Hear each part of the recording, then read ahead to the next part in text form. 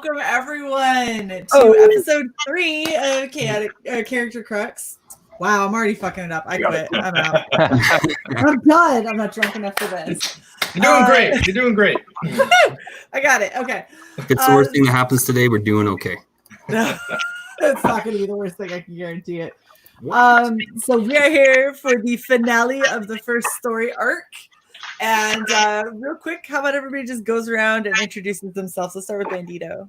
Hail, and well met. Oh, look at that. I'm right in the top center. My name is Smilingbandito, wherever social media reaches. And today I am the detective, a character that harbors from a noir gothic novel. And he's been not doing so well in this campaign. He's had a rough go. He's been getting super drunk. His biggest moment has been helping Kilgore regrow his balls, and but he stumbles through, and every now and then he produces a little bit of magic. So that's where we're at with the detective. All right. Hey, pass it on. All right, we got our guest, Mark. Can you introduce yourself, Mark? Hello. Greetings, comrades. Here's me, Comic Mark. Comics Gate's least worst communist. I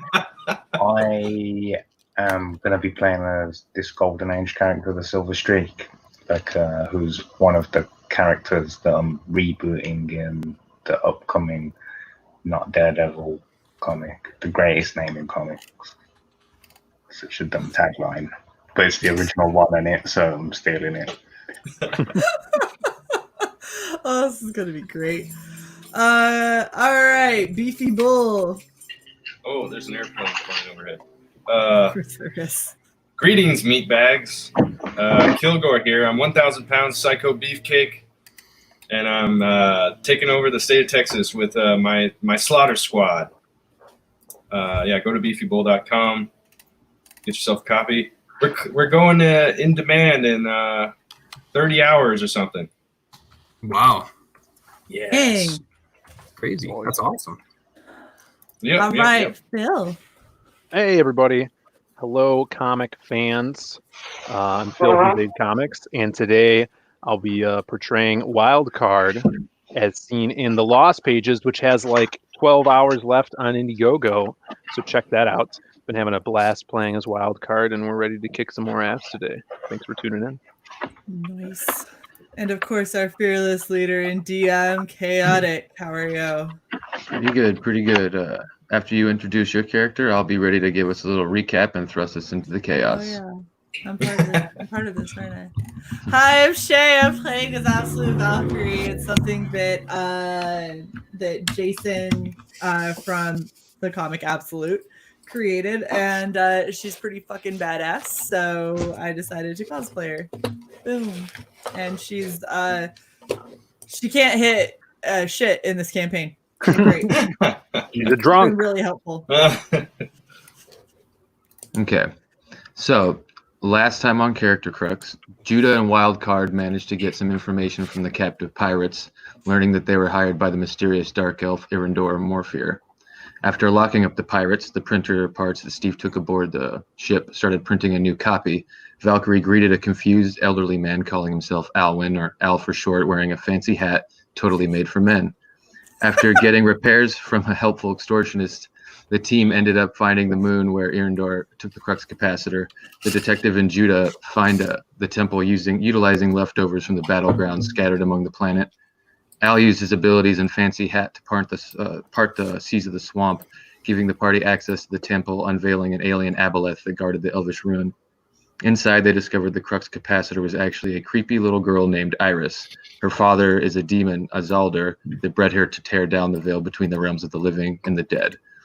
And last we left off, you guys had swallowed that alien aboleth in a black hole, killing Irindor with it, and continued on your way with Iris, needing to decide whether or not you're going to add spin to the elven homeworld or just leave them in a dead stasis.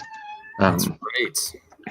Judah, he says that you guys should probably leave them in a dead stasis before sitting down in the navigation chair, going back into his sort of dead space trance. All right. That's right. He really doesn't like elves. Yeah. Is that it? Yeah. Give me 1 sec. That guy. I don't like elves either. It's a lot of Well, the last one wasn't too nice to us. Of course, we didn't do him any favors either, as we killed him and stole the child that he there's was a lot using. of bigotry going around here. I know. I don't know how we stumbled into that story. Serves him right.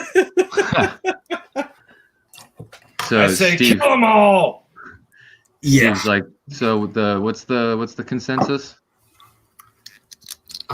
Do we want to restore? I think everyone just needs a drink. First. Well, No. I think we should get Iris in some sort of stasis, and he's sort of like pointing over to the girl and putting his hand up so she can't see that he's pointing at her, but she's just looking at him. So he's doing one of these. Yeah. Yeah, I'd agree with that. Okay. Let's mean- get you to the medical bay, little girl, and then she just clings to Valkyrie's leg and just stares at Steve. I still don't trust this girl. Just putting it out there. So I just didn't want to kill her. I didn't want to become her new mom. So I want to try to convince her to go with Steve to the stasis room. All right. Got the little dice. Yeah, that could be persuasion. You can try to intimidate her too, whatever you want to do. Can I like Think charm her? intimidating. Can I Oh charm yeah, her? you could. Yeah, Is that a Well, spell? that'd be a save on her part actually. So let me do a roll here real quick. Your spell save is a DC 17. Yeah, you have charm person right there. If you scroll up a little bit. Boom, in blue. Yeah. Intimidating the little Do demon I girl. push the cast button? Yeah. I have to make a save though. And I made a 3 on the dice, and her plus is a 5, which gives her an 8, which she does not pass. So she sort of looks up at. Well, this is Wild what I want to card. do. Could I conjure up a magical lollipop? Like, Yeah. hey, little lady, you like candy? She looks There's up a at you lot. and just sort of shakes her head. Well, give this a try. There's a lot more of this in the room with Uncle Steve. Oh. She sort of takes the lollipop, puts it in her mouth, and then holds her hand out to Steve. And Steve's like, "Follow me." And doesn't hold her hand. He just sort of starts walking towards the medical bay. Steve is such a jerk and a pussy. Girls always like candy. Yeah. We probably should have some kind of a conversation with her at some point about taking candy from strange men, but you know. Strange. I mean, charming. Do I? Is that what I mean? Yeah. Oh, hi. Ooh. Hello, everyone. Hi, Mark. What's up? Nice to see you here, what? She woke up. She's awake. Oh. right? Let me get the character sheet real quick. Hello, Carla. It's so good to see you. Now, a little Carla recap for everybody at home. Last campaign, her character was sleeping the whole time, right? The Yeah, internet is not. What? She was very tired. Can Carla hear us? I hope so. She was just saying something She's a about little it. groggy after waking up. So, A little choppy. oh, there she is. Kind of. Can you hear us, Carla? This is breaking. You know. Oh. So that's a negative. Her internet. Maybe try reconnecting. Yeah. Waking up is tough. I mean, before that first cup of coffee, even death has a problem with Is it. she like phasing in and out of reality here? She keeps getting her father keeps telling her she has to go back to the afterlife and say like, yes, Dad, what do you need? It's probably getting him the remote or something. This is above my pay grade. I'm just a bull. Damn it. How are your balls, Mr. Bull? They're hanging a little bit to the left. It's really weird. I got used to not having those things. Too much flacking around. technology for my. Oh no! Wasn't she just running a stream Oh like my an God. hour ago? Yeah. Carla was a professional. No! What the hell? Technical difficulties. What the hell? Everybody in the chat. Yeah, I mean, I don't know. It's I have selective internet. What the? Oh my God. You seem to be on better. Yeah, like Little you're better all now. breaking up. I don't hear anything you say. I feel like I'm speaking alone here.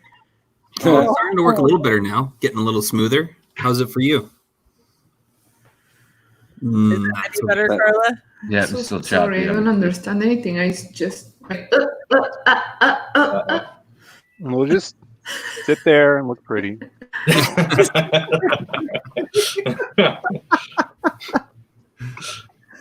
Oh.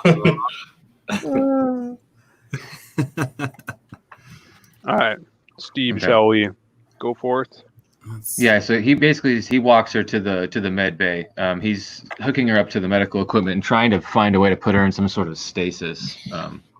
But you can see as he's doing that, these sort of, if whoever follows, these lines sort of open up on the girl's body, and as he's trying to figure a way to put her in stasis, what would look like veins at first as they come out, it sort of goes through this Akira-esque transformation, bioorganic, and becomes these cables that sort of connect into the computer, and her eyes sort of flash over in sort of like a static, and the ship's lights sort of dim and flicker for a moment, but then go back to complete normalcy, and the hum of the engine starts up again, and everything goes back to normal. But there's this moment of flickering lights and instability, and Judah comes over and he's like, "Is everything okay down there?"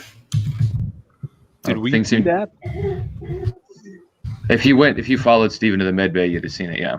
Oh, I've definitely been following because I am not trusting creep. anything that this girl is doing. Small child. All right, so what's Steve's reaction? What's he doing? He's just sort of looking at it and looking at the console and looking at her, and then he Is sort he of surprised? creeps. He seems like in shock. He doesn't really seem to be doing much, and he sort of goes over to the console and starts typing, and he's like, "I'm gonna see if I can use my code to put her out." And he starts working at the I'm console. pointing my machine gun right at her face. Okay, before Kilgore splatters her all across our very new ship, like we only just got this a couple days ago. Can I see if I can communicate with her? Yeah. All right. And probably using some sort of because she's some sort of demon thing, I'd use some sort of arcana. Yeah, if you would like to roll Arcana, you can use Arcana. Okay, let's do that. Hold on one sec. Let me get your. There you go. All right. Let's see if I can break into what she's doing here. Oh, I only rolled 11. Damn it.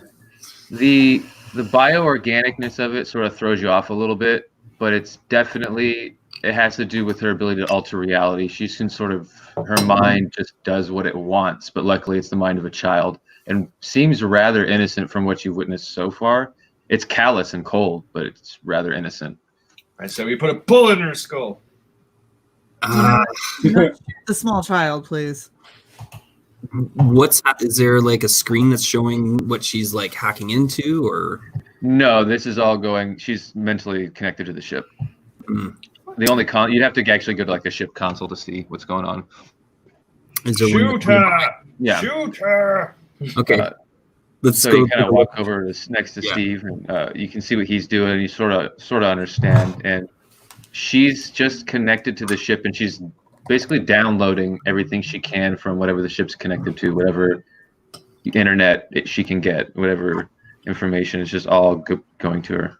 Is she just learning? Well, that's Yes. There's no outward information being sent. It's all inward. Okay. I say that's good because she'll probably be a better pilot than the detective. So Hey, I got us here. barely. Kinda. Yeah, I mean, we all survived. pretty bad. I mean, depending on what she's gonna do with that info. All right, I'd say we hold off from shooting her and let's see how far this ends up going. I'm just gonna point my gun at her the whole time, just in case. I agree with that as well. So could I? May I interject for a moment? Of course. Have you written a cool intro for me, or can I steal the moment? Like it's like a. Ain't that just like a fucking commie? Yeah, if you want to, you can steal the moment, man. I had an idea, but I'll let you do it. So, like bombastically loud, the song YMCA comes on, yeah. Like, and then I'm flying through space, like leaving a rainbow trail, like flying at full speed. And what I'm going to try and do is I want to land on this planet and run around it so fast that it starts turning again. Like, and just solve that because I'm just solving problems because I'm a hero. Okay. You're gonna go ahead. I'm gonna pull up his character sheet. If you want, I'm gonna go ahead and roll you an athletics check. You're pretty good at this. Athletics check. That's Oh my goodness. See what you get. Oh my god. So the way it works is a 25 is improbable and a 30 is impossible. And this is, I mean, we'll say it's impossible, but a 28 is close enough that you don't give it a full spin, but the planet actually starts to get a stable spin to it. It's pretty slow, but it has one. It's not quite as fast as the Earth. Were you guys able to hear that? Who? I was trying to play YMCA for you. No. It just came across as like high pitched things. Which is kind of what Commie Mark is coming through as. Yeah, you know. Judah comes over and he's like, guys, I'm picking something weird up on the elf planet. Is it? So it's spinning. Yeah, you could say that. Damn. Kind We of. killed that guy for nothing. So my question is, the hell was that giant ass rainbow? I'm guessing it's just some elf stuff. Whoa. Just some elf stuff. Is that what we're officially going with? I feel a really powerful being in the area. Like I'm flying around the planet now so fast it's got a rainbow ring round it. LGBT Saturn. That wasn't there a second ago. That was not there a second ago. I'm Can trying we? to think. What Like, I do a sorcery? perception to see if I can see who it is. Yeah, so go ahead. You walk up to a console and start checking out the cams. Okay, let's see if I am retarded. Give me a perception, yeah. 25. You pick him up even though he's moving very fast, and you can see. You got to describe yourself, Commie Mark, what you look like. So I've got like I look like a himbo in it. Like I got nice, tightly cut blonde hair, muscles and stuff. I've got a red costume with the letters SS on it, and I'm waving really camply at you as well, like because I can tell that like you're looking at me. I'm going hello because it looks like that. Yes. So it's a dude that's running. Yes. He's like a little light in emitting the rainbow loafers. out of his ass, essentially. Steve just looks at you guys and goes like, "What the fuck is this universe?" You know what, Steve? I'm blaming you. You're the one that brought us all here, you asshole. Well, I fell here through a rift, so I'm just as lost as you guys. I've only been here for like 3 weeks. What? That's way longer than any of us. Who dragged us into this one? Why were we not aware of this? I was hoping you guys would just follow my lead. Oh, we did for most of it. We've been bamboozled. What? Why? Guys, You said that there was a big thing going on with the interdimensions and everything collapsing, and you've only been here for 3 weeks. What the? That is true, but that started happening in my universe, and then through the anomalies, I slid eventually to this one, and things just making less and less sense. Where I'm from, there wasn't even aliens; it was just all humans populating the galaxy. Oh my god! You're literally the worst. I think it's not the first time I've been told that. I'm sure. I'm sure. I think we're better off going and grabbing this rainbow guy and see what's up with him, because he seems like he's from here and he's real and he's not some sort of interdimensional, 3D printed person. Maybe a little bit powerful. Yeah, And he seems flamboyant. let's beam him on. All right. All right. Yeah, Could I do something? Yeah, if you can walk up to the console and just beam him, like target him and beam him on the ship as you're Beam him flying up! around. I'm pushing the button to beam him up. There you go. In the monkey Mark. hits the switch. Yeah, as you're flying through space, you're turned into light particles and then beamed into the middle of a med bay, surrounded by a bunch of people that you've never seen before. I land like a fucking gymnast as well. Steve Whoa. starts golf I go, clapping. ta-da! Thanks, everyone. Stuck the landing. I don't trust this guy. You trust anyone? I'm disgusted by his low testosterone levels. Hello, Super Rainbow Man. What's up? I'm Wildcard. This is my crew. It's my squad. Whoa. And You're leading this shit. and yeah, we want to know what's up with you. We saw your rainbow magic. Is it magic? I don't know. It is magic from like a. So I was killed in a car crash, and then a Swami brought me back to life with magical powers. That's my backstory. Swami magic. I'm Did you say familiar with that. A Swami? Yeah. I know the ways of the Swami. Swami. Sounds like something out of a comic book. Mm. Okay, so let's just deal with one problem at a time. I just want to go and touch Joe's pecs. As that's happening, the little girl's eyes sort of go back to normal, and she looks at the detective and she goes like, "It's coming." Okay. What are you referring to, little girl? Hit of the universe, the herald of the sculptor. Steve, do you know what she's talking about? The sculptor is this reality bending entity, at least from one of the universes we went through. That's one of the names it had. But I don't know anything about a herald. While I'm stroking Kilgore's chest, I say, "Oh, did this architect sculpt you like you big beefy ball?" And then I have to react to that, rainbow lad. Back up off me, you poofy poofer. I love it when they play hard to get, and then I'm sorry for bringing him on the ship, wink everybody. at the detective. I was wrong. Phil needs to roll for how much regret. Steve is now better. I'm about to tenderize this fruitcake. What, Rainbow Dude? What's your name so I can call you something? It's Silver Streak. Silver Streak. Okay. I hope you're not a Silver Streaker. Something different. As you guys are having your conversation in the med bay on one of the beds, Carla was asleep, and she sort of, Themis was asleep, and she sort of lifts up. She goes, "Oh, you guys are back. I feel strange," and the skin starts to shape and move, similar to how when the detective regenerates, it's sort of the nanomachines shift and move, and they sort of just fall apart on the bed, similar to what Alwyn did, and just sort of rains onto the floor. Oh no! And then over the intercom, you hear Judah. He says, like, "I picked up a ship," and then you hear him go, "Ugh," and the comms kind of cut off for a second. Hey, Steve.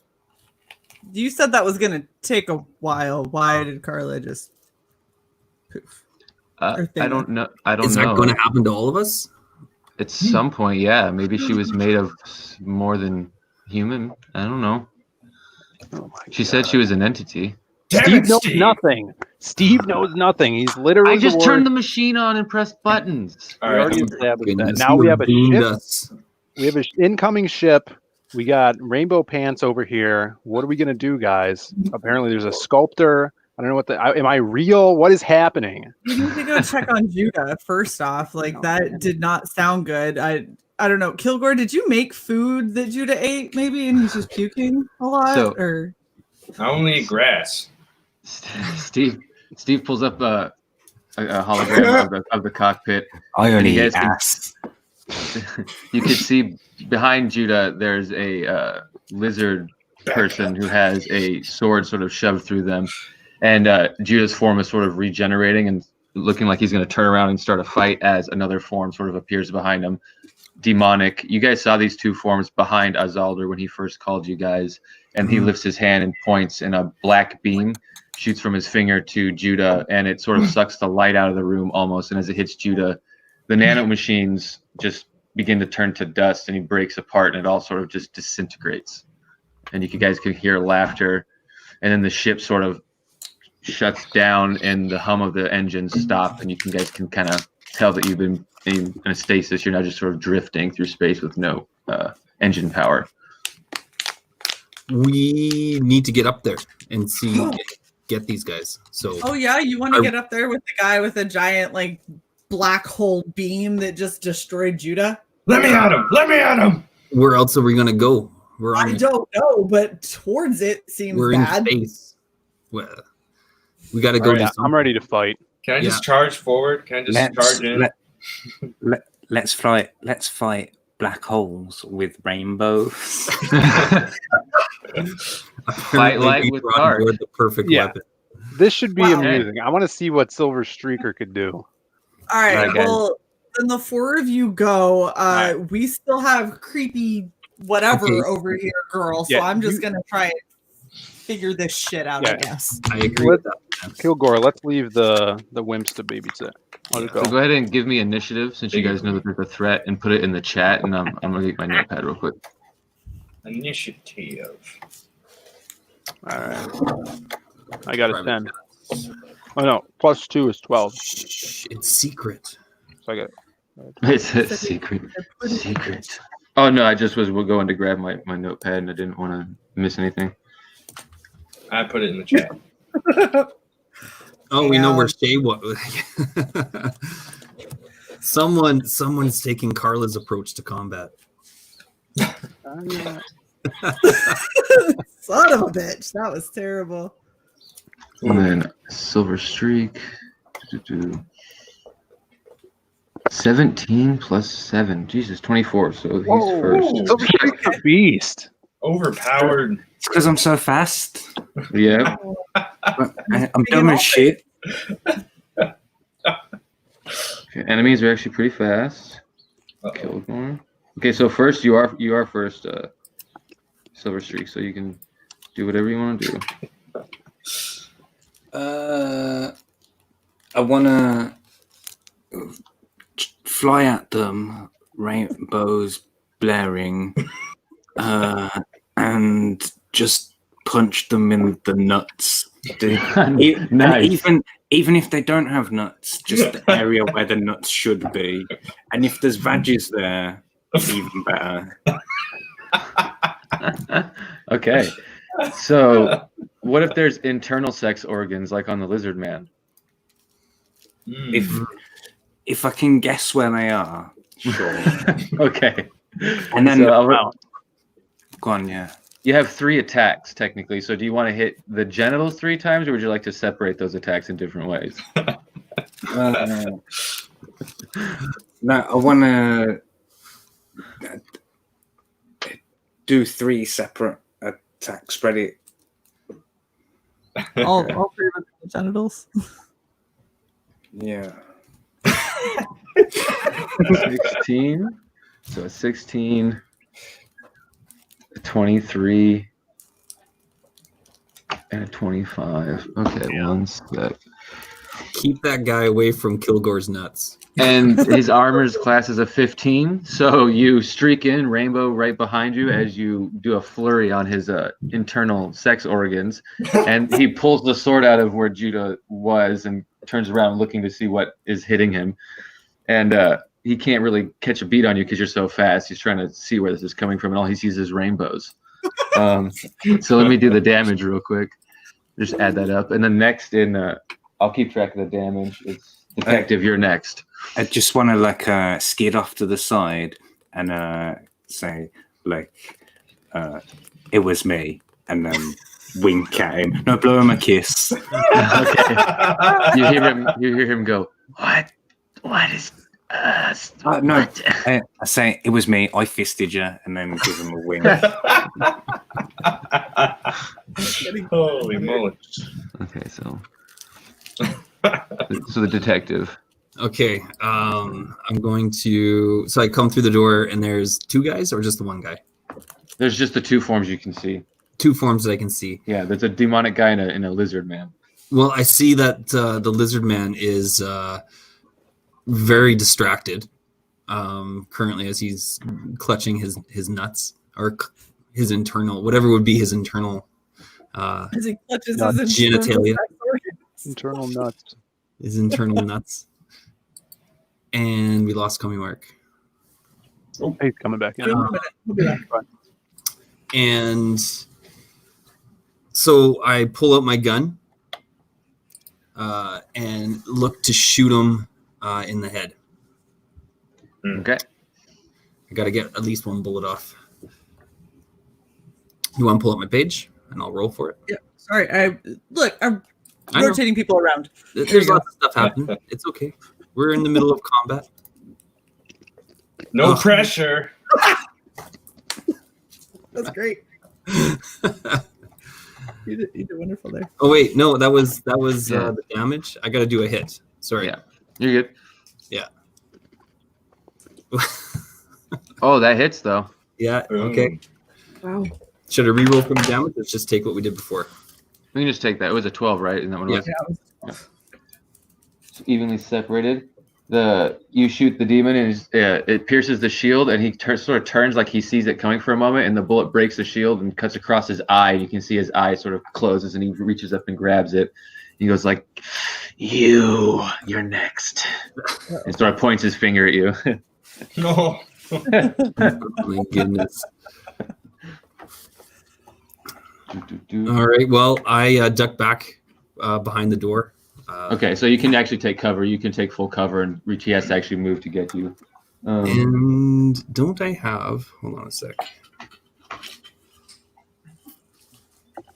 Okay. Nope, we're good. Okay. So next is the enemies. Who is all? Shae, are you the only one with Steve and the girl in the room? Did everyone else? Because I'm pretty sure everyone else went up to the Yeah, I'm Everyone white. else ran. See, Okay. it's good because I got a 4, so it's good that I stayed back. Maybe. I'm in there. Probably not. I'm in there like swimwear. Okay, so you're back there too. Okay. I'm in the fight. Oh, okay. Yeah, they're all up there. They all ran. The demon points his finger at the detective. I need you to make me a Constitution saving throw, detective. Constitution saving throw. I believe so. Let me just double check, but I believe it's a Constitution saving throw. Yeah, it is. It's not like intelligence or okay. Ew. 12. Okay. So he points his finger at you. You see the same black beam cascade from his finger and hit you. However, you take 56 points of necrotic damage or force damage.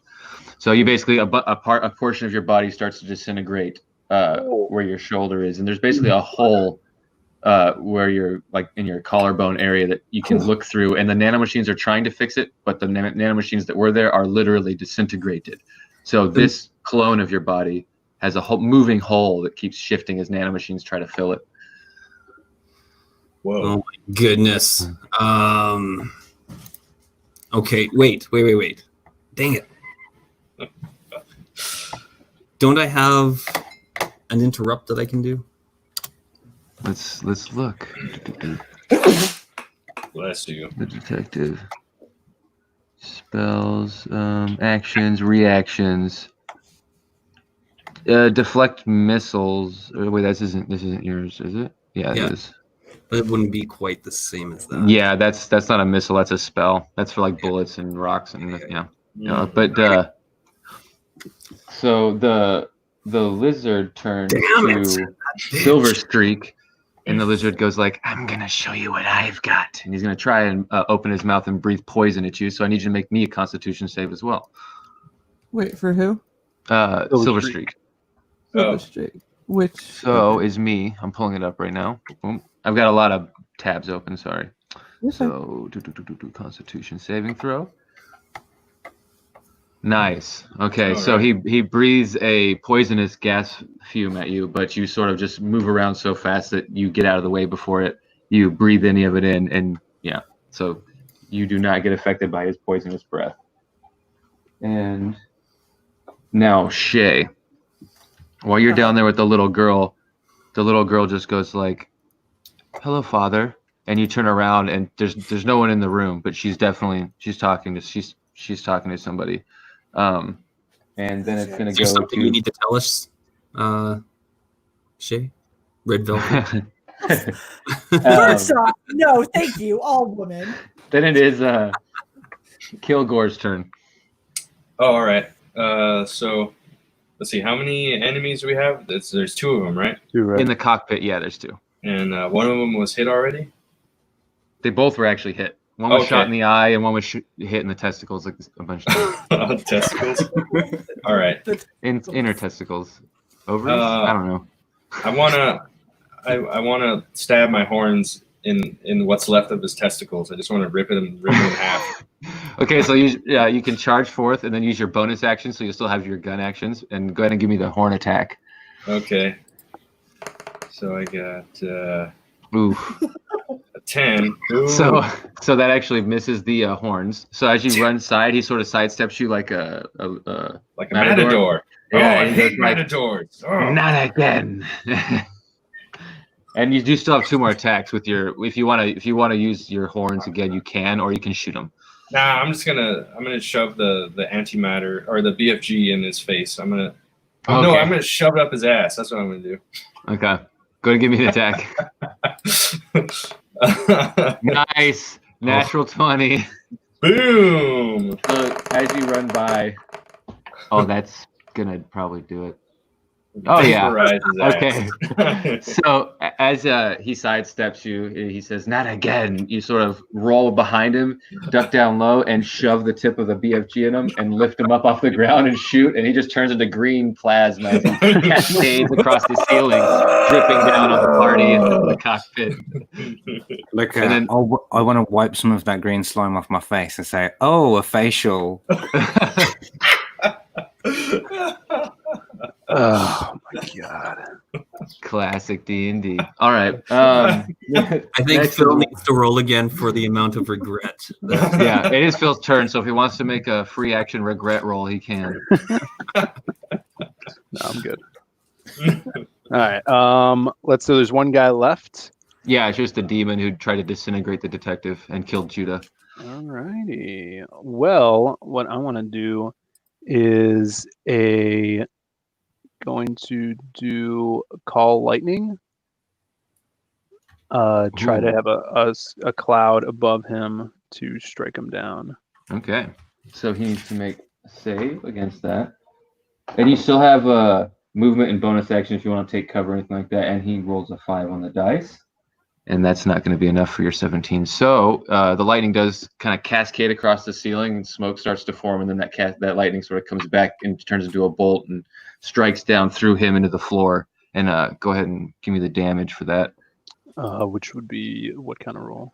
This should be in the hold on, in the spell it'll tell you 3d10. So you can do 3d of the 10, yeah, or 3 of the d10, 3 of the d10. Yeah, that one.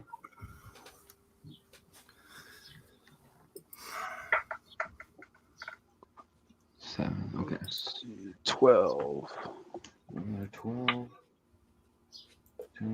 24 damage. So he's not quite dead, but he looks pretty scarred. He's sort of sitting there smoking, and you see him. It looks like he's putting his hand up on something on his chest, and it looks like he's gonna try and retreat. And then it would be Shae, your turn. And you did hear the little girl say, "Father, there's nothing in the room." You can if you think something's in the room, you can make attacks. You'll just have disadvantage, or you could try to like grapple and feel around, or Flail your arms. Just flail. If you're superstitious. You can also talk to the girl. You don't have to attack. I'm not at Attack! Attack! Fight the ship. It comes out of her back and stuff. Yeah, and as you're looking at the girl, there are more and more sort of wires coming out of her and like cascading down into the ship. Okay. Can I do like perception to try and see what might be around, or? Yeah, you can give me a perception because you could totally beat his stealth because he just has advantage on stealth because of this spell. Why do I suck? Jesus. I mean, look, if I was actually rolling dice, it would not be this bad. It's this shit. I don't know. What did you get? 6? Oh yeah, that is. It's So terrible. you don't see anything or hear anything or notice anything out of the ordinary. You feel like pretty confident that there's no one there and she's just crazy. Okay. And that's not your whole turn. You can still talk or anything like I that. know. I'm trying to figure out even what to fucking do. Okay. Smack her around. I'm not gonna smack the small child. Can I? All right. So I kneel down and I say, "Hey, sweetie, what was that you were just saying about your dad?" My father, he's right behind you. So you've used your bonus action. You've used sort of a free action to talk. You can use your attack action to swing behind you. You'd have 2 of them.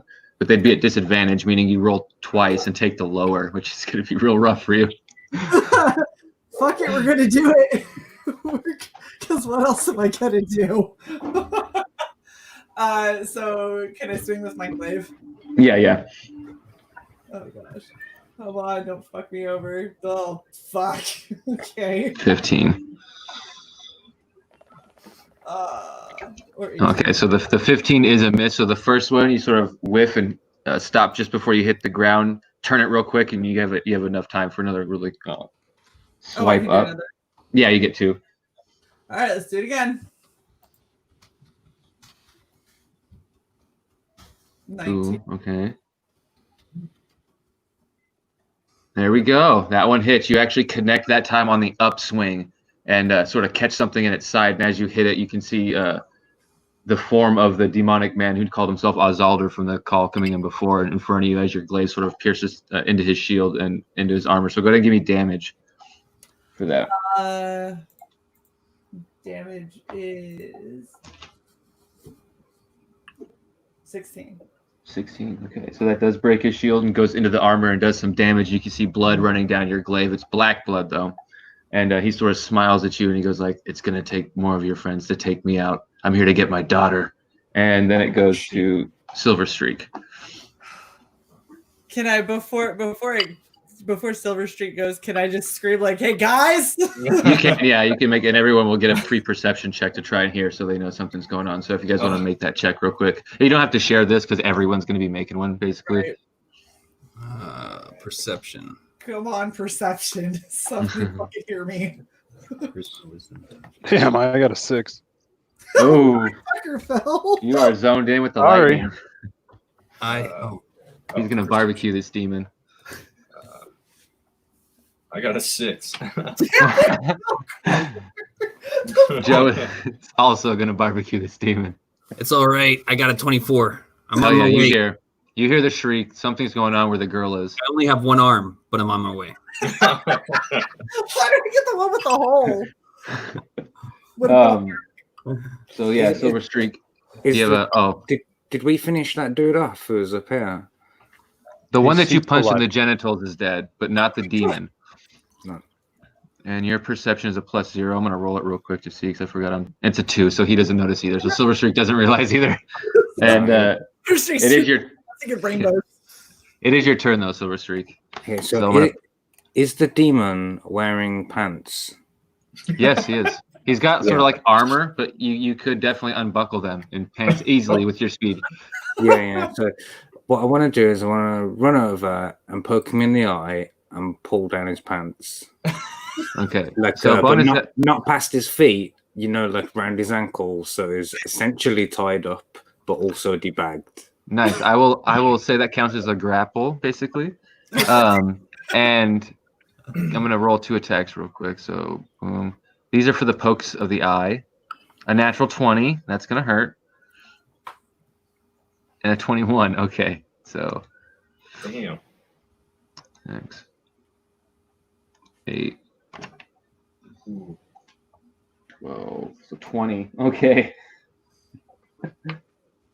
So you poke him in the eyes. He sort of reaches up, and as you pull your fingers out, you realize that there's actually holes in his eyes when you poked him. You meant to just do it lightly, but you did it so fast you basically destroyed his eyes, blinded him, and then when you depants him, he sort of just starts to try and walk around, but you realize he's got his hands out up on his face, and he's gonna probably fall over because he's got very little hit points. Oh, can I leave a trailing leg for him to fall over as well? Yeah. Wow, you fight dirty. I like it. So yeah, the silver streak just moves around him real quick, and you see a blur of rainbow colors as he sort of stops in a flamboyant heroic pose. And you see, yeah, he just got the demon brings his hands to his eyes and his pants around his ankle, and he's just sort of stumbling around screaming. And then it's the detective's turn. Oh my gosh! And I'm running to Shae's aid, right? Yes, please. Yes. So that'll be your movement, and you still get your action bonus. Okay, and when I arrive, there's this guy who's bleeding, but standing threateningly in front of Shae. Yes, and you pull up behind him. He doesn't seem to be paying attention to you at all either. Right. Nobody ever does. Okay, I am going to run up to him and I still have my gun, right? It wasn't you still have your gun. Yeah, it wasn't that arm. All right, I'm just going to run up to the back of his head and pull the trigger.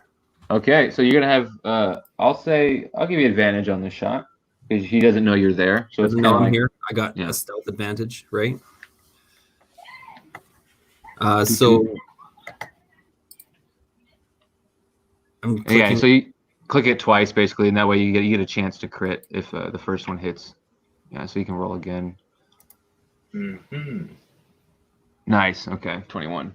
So yeah, you basically walk up, put it to the back of the hair against the back of his head, and pull the trigger. And Shae, you see indent on the front of his head come out. The bullet doesn't quite come out, but you can see the bullet hit his skin and sort of pop out, and his eyes sort of like widen and then get bloodshot, and his mouth snarls. Damn. Go ahead and roll me damage. He's got a lot of health, so I know this isn't going to kill him. Yeah. Oh, that doesn't feel good though. Okay. That was just one attack. You're a rogue, so you actually get your sneak attack damage on that too, though, right? Or are you? Do you have rogue? I can't remember now. Can we just say yes? Real quick, I got you up. Deflect missile, slow fall. Sneak attack. You do roll an extra 2d6 on that little opener. 2d6. Yeah. It should be on the side. Yeah.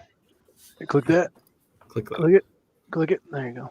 And then 2d6. You can click the d6 twice. It'll stack them. There you go. Roll it up. Nice. Okay. There we go. Boom. 29.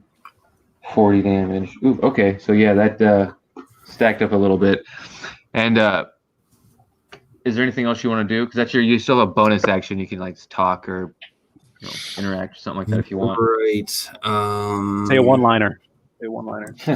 This reminds me of a case that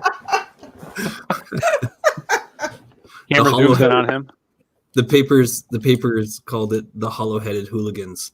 And we stacked a lot of hooligans that year. Wow. That was well worth that bonus move. Shae, you can see blood sort of come out of the demon's nose and in the corner of one of his eyes, and he sort of turns around and he goes like, I will dispose of you quickly. And he's going to pull out a sword from off his back and try and cut you in half, but we'll see how fast he can do this. He's got good. Yeah. It's already got a hole in him. He's already dead. He's got action third, attack. You would think. Didn't we think he already died when we sent him into a giant black hole? A natural 1. So he tries to slash, and as you turn, the nanomachines are trying to fix that hole, and they sort of fix the hole as the sword passes through the empty space, and he misses. His second attack, however, third attack misses. Fourth attack. So 2 of the attacks of his flurry are gonna land, which is I can take it. only 10 damage, surprisingly. That's good because I only got 20. Will you stop? Yeah, he missed with his special ability there at the front loaded attack. So I did a stealthy roll out of the way. That's why 2 attacks missed. And the other demon, he can't make any spells against you guys because I said he was blinded. However, he can go ahead and try and attack you guys. Who's up there? Wild card, Kilgore. Yep. Kilgore, you're close. Wild card, right. I don't think you're too close. Is the detective like about to die? Like he's on his last leg? I only need 1 leg. All right, can I cradle him in my arms like he's a baby? He's in a different part of the ship. Oh, okay, never mind. He's with me now. Oh, all right. I'll have to wait. I have to deal with this other shit first. Okay. So there's a demon still in front of us, right? Yeah, he's sort of stalking towards you as he removes his hands from his eyes. He sort of reaches out to try and claw whatever's in front of him. What's your AC, Kilgore? My AC? I don't know. Yeah. What is that? Oh, armor class, 17. 17. Oh, yeah, armor class, sorry. 17. So he actually hits you. He manages to get his hands on you, and he starts to claw at your face. He's not going to do much damage. This isn't his main attack. So 10 points of damage as he feels you, and as his demonic claws start to just tear into your flesh, he starts raking at you. Motherfucker. But he misses with his second attack, his bonus action attack. So then it goes to Zalder, which did this thing. So Kilgore, you're next. All right, so he's all up in my face, right? Yep. All right, I'm going to try the horns again. Okay. So you sort of step back and just rush him with your horns. 12. Oh, he's blinded, though, so you have advantage. Give me another roll. Okay. Oof. 14. 14 also misses, I believe. Yeah. So as you lower your head and try to gauge him, and his blind stumbling, you sort of miss, but you still get your 2 attacks. Yeah, I'm just gonna bring out the big gun again. Or no, maybe I'll bring out the machine gun. All right. Nice. Okay. So that's 13. 13. So you run past him, you sort of scrape some of the machinery in the cockpit, and sparks sort of fly off from your horns, reckon it, and you turn around, just start spraying with the machine gun, screaming in one of your rages, and all the bullets are hitting everything in the ship but the guy. Just ricocheting everywhere, wild card bullets ricocheting near your feet. Sorry, bro. Silver streak, the bullets don't seem to be a problem for you. You can see them all coming. You're just like, ooh, patting them away with your hands. And then wild card, it's your turn. All right, I'm gonna move towards this guy and hit him with my hammer. Nice. Okay. And this guy. Yeah, you probably will. So you just click on the damage here. Is that what I do? Do the attack for me first with that +7. The +7 first. Yeah. It is a 1. A natural 1. What the? So as you go into hit with your hammer, this guy is sort of flailing around, and you smash down to your side. But with it as a bonus action, you can still call down that lightning because it's a concentration spell, so it's still active. So you can actually make another attack with that. All right. Yeah, I'm gonna do that. The hammer falls, and then lightning strikes the hammer and hits him. Okay. So you basically strike down on the ground, and he stumbles just out of the way, and then stumbles back over the hammer, and then you call lightning back down to the hammer. And his save is a 7 + 3, which is a 10, which is not a 17. So he takes the full 3d10. If you want to go ahead and roll that 3d10 for me real quick, tell me what you get. Because there's actually a chance he might still be alive, but I doubt it.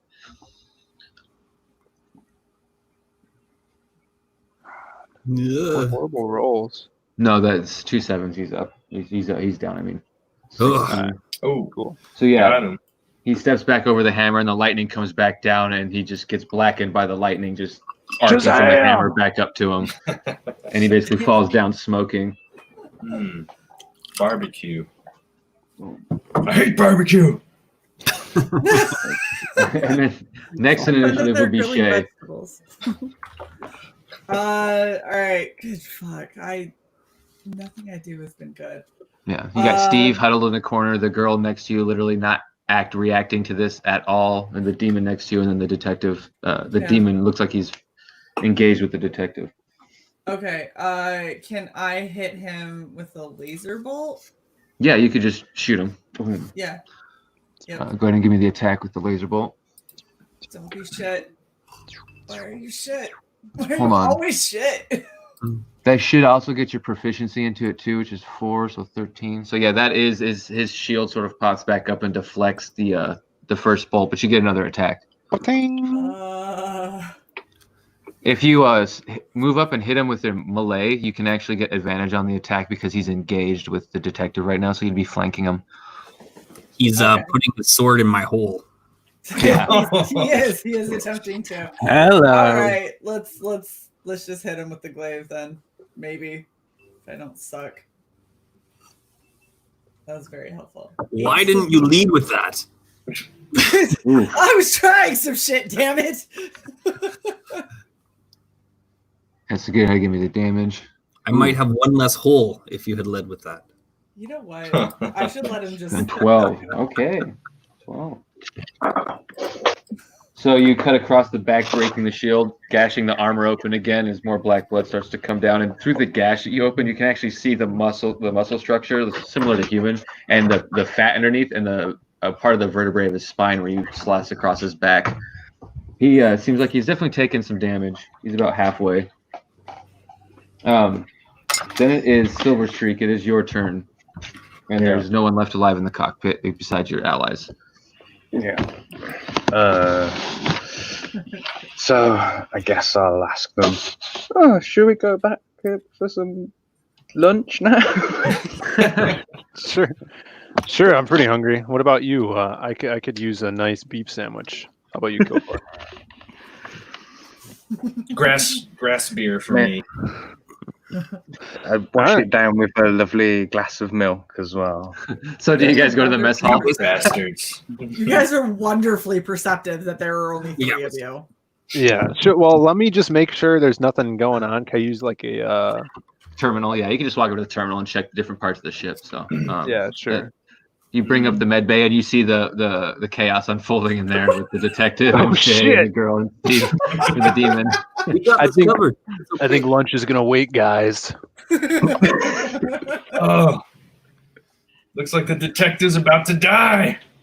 No, I got 10 up hit points. I'm up 10 hit points. Could Okay, we now wait? can I run over and cradle him in my arms like a little baby? If when you come into the room, on your turn, you can basically pick him up and cradle him if you want. But it is Silver Streak's turn. Right. Yeah, so I can super speed down there. Yeah. In fact, no, I've got a different idea. What I'm going to... I guess I'm going to super speed down there, and I'm going to fly through a window, like, and smash a window in it, like on the spacecraft. Because I'm dumb. I've got -1 intelligence. That seems like a good idea. Okay. Go ahead. Give me I'm gonna roll athletics for him. Go ahead and bring it up. It's another athletics check. Doop. Bring that up, okay. I just noticed I have -1 intelligence too. We're in the same boat. 25, of course. Wow, this guy's a horribly OP. He's carrying us now. Jeez.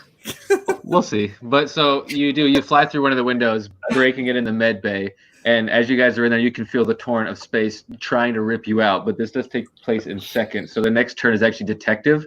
So you see the Silver Streak, the rainbow, just fly out the window, and space try to pull everything with the rainbow. Oh my goodness! Is there anything to hold on to? Are we all getting? There's different things. You can go ahead and give me an athletics check to hold on to grip. Oh, I gotta do that. Okay. Or acrobatics to try and sort of position yourself for something. With my busted up arm. That sounds right. Oh. Okay. Very accurate. Oh no! So as you go to try to grab something with your arm, because you do technically have both arms, one's just sort of hanging on. You grab on with that second one you still have, and it just sort of rips the rest of the way off, and you start going towards the window. So you have a turn of this. Basically, you're stunned, moving towards the window. So next in line is the enemy. So he's got to do the same thing.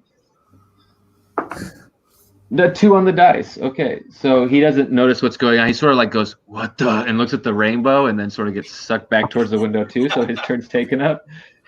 Kilgore, you're not in the room yet. Wild card, you're not in the room yet. Right. I'm gonna go ahead and make a save for Steve real quick. See if you can. I've 19 on the die. Hmm.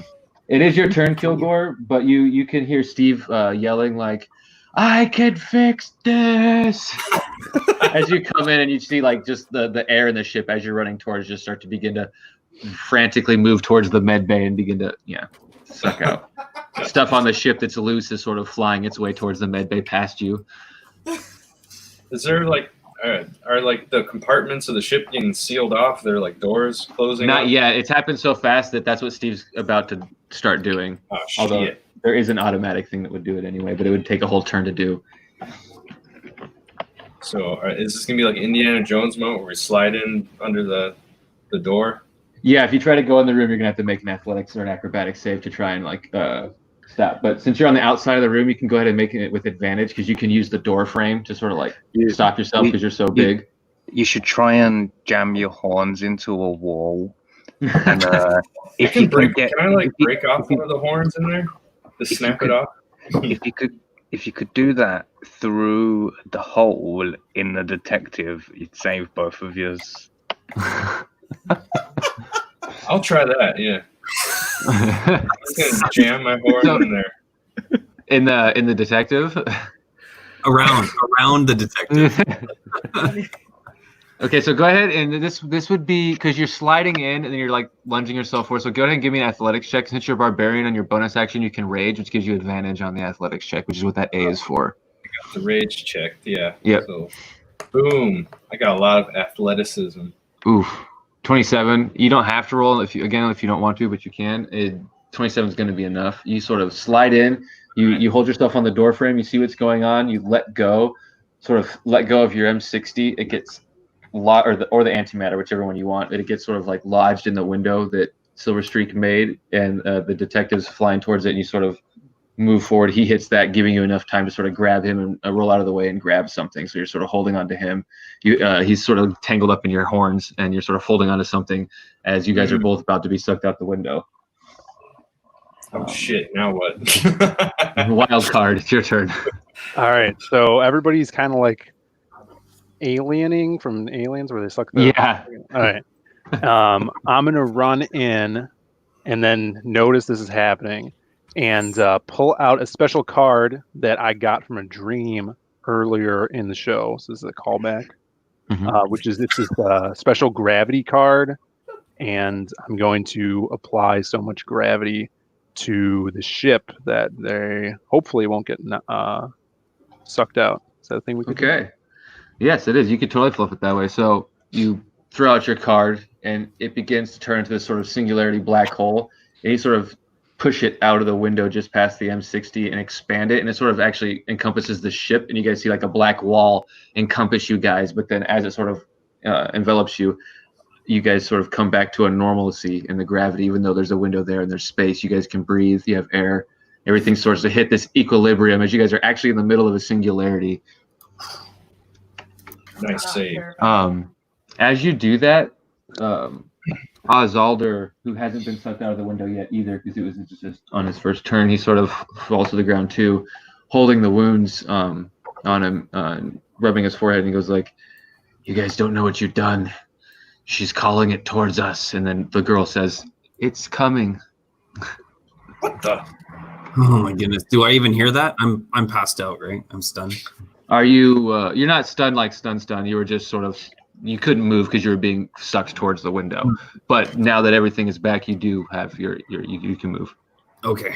Your agency's back. Am I holding him in my arms right now? Is that? He sort of falls out of the tangle of your horns, and you sort of catch him when the gravity comes back in your arms. Hey there, little fella. Thank you, Kilgore. Don't mention it, meatbag. I'm so glad that I gave you back your balls. Very touching. I said, don't mention it.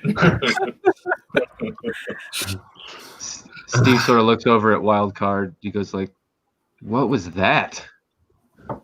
The readings from the ship are insane." It was this card that I got from a vision that just appeared in my deck, and I knew when to use it. Sweet. And he sort of presses a button, and you can see the shutters just sort of shut where that window is. And What? just in case, just in case your magic goes away, and it sort of like throws the M60 to the ground that was sort of like lodged and kind of bent in there. You can still use the M60, but you're gonna have a chance for it to malfunction on you. Steve, the button was right here, Steve, and you couldn't have pushed it. I was getting to it, and you came in and did your thing, and oh my god! Now I don't even have that card anymore. I can't use that. Overkill of the campaign. Right The worst, Steve. Hold on. So he's sort of looking at the readings. He's saying, "Yeah, the readings that I'm getting from this are insane. You made 2 black holes. That's amazing." And Alder just sort of looks, and he just starts laughing. And you know you only made 1 black hole. 2? What do you mean 2? Well, there's the one that we're sort of in, I guess, and then there's the one that's moving towards us. That's not you. No, another one.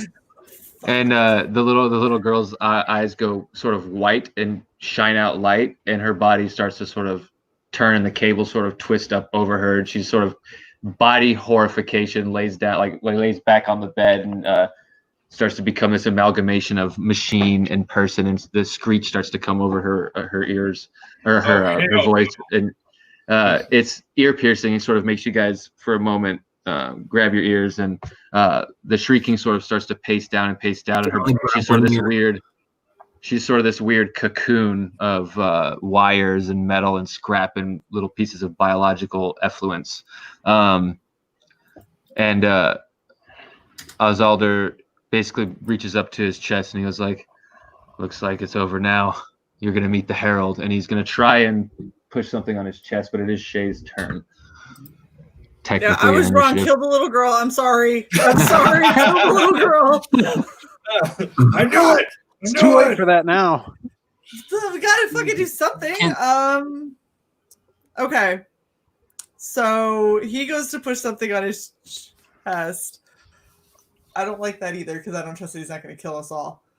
But we did just do our best to kill him. Mm-hmm. It's true. Does he have a weak point? His exposed spine on his back, maybe, or the bullet in his forehead. The bullet in his forehead and his spine hanging out of his back. Okay, so what do you? I don't know who to attack. Screw it. I'm gonna shoot a laser bolt at the little girl because she's scaring the fuck out of me now. Okay, so go ahead and give me an attack. You're gonna have advantage because she's laying down and you're right there over her. Okay. You can roll that twice. Okay, 18. 18. Okay, so that one hits, and then the damage next to it with the 2d10 fire damage. 9. Okay. So you basically shoot a laser bolt into the girl, and it's sort of that screech comes back for a moment as all the cocoon starts to like undulate and become erratic. It is. You still have another attack if you want to continue to attack her. Yeah, I'm just gonna. We're gonna attempt the fucking red glaive. Not that it helps me ever, but we're gonna try it again anyway. Okay. Oof. Go ahead and roll me that damage. Oh, got him. Okay, 12. Damn. Okay, so the cocoon is cut basically in half, and you can hear the screeching. There's that light that was coming out of her eyes is sort of coming out of where like the heart would sort of be in the cocoon. Okay.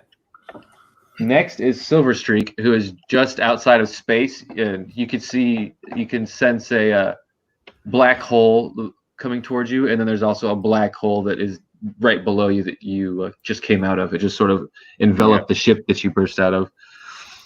Oh, chaotic! You saw a private chat, yeah? Oh yeah. Okay. Yeah, I'm getting that. Okay, because I'm real dumb, I'm going to try and fly straight at the black hole, and I imagine that it's a solid sphere, so I'm going to try and punch it. The one that the ship's inside, not the one that's approaching us. Okay, so let's go ahead. Let's do another miracle athletics check to see if you can break through the metal barrier that Steve created. Of course, 28. What is happening? So on Silver Streak's turn, he comes back through, breaking the window, but the equilibrium is fine, right? And wild card. Go ahead, Silver Streak. I kind of wanted to finish off that dude as well, like after all that, unless. Okay, yeah, but one sec, we will get to that. But as you come through, and you're sort of like, oh, it wasn't hard to punch through a black hole as I thought. The black hole sort of starts to go away, and the force of the space almost comes back for a moment, but then steadies out. And Steve goes like, "That other black hole's here," and the ship that you're in sort of just separates. All the individual pieces sort of separate, and you guys are sort of floating in space. And you can see this black hole approaching. It's got these sort of eyes that open up all around it, and the form sort of takes of this humanoid demonic force. And he says like a ghastly. That's what I'm imagining. Almost. And then it turns into a Gengar. But it's got a bunch of eyes all over it, and it holds out its hand, and it says like, "Another anomaly from my master. The herald has come." And he basically puts his hand out, and you see Wildcard's arms sort of stretch out, and he's like, looks down. And you don't really know what's happening to yourself, but the nanomachines all sort of start to separate and just expand with the ship. No! Not wild card. Does he have at least a move before something like what's? Yeah, whatever he wants to say or do, he has his last little turn basically before he's spread into particles. I say, by the order of Merlin, you're the worst, Steve.